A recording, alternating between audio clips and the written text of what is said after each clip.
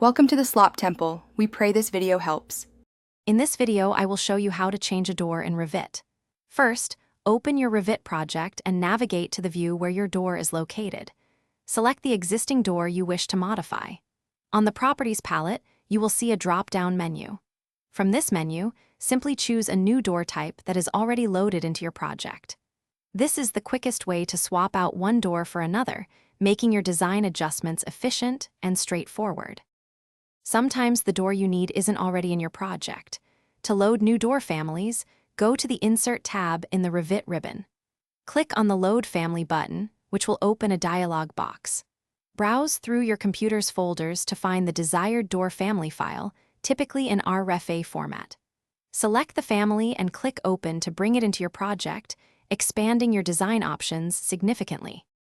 If you need a custom door, select an existing door and click Edit Type in the Properties palette. It's best practice to duplicate the type first, giving it a new name like Custom Door 1. Now, you can adjust various parameters such as the door's width, perhaps to 3 feet, or its height, maybe 7 feet, and even materials.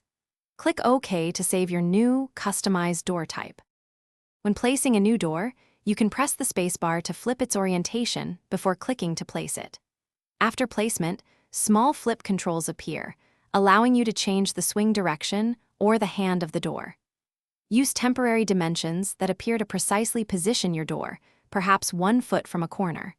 Always ensure your door is correctly hosted within the wall element for proper functionality and scheduling.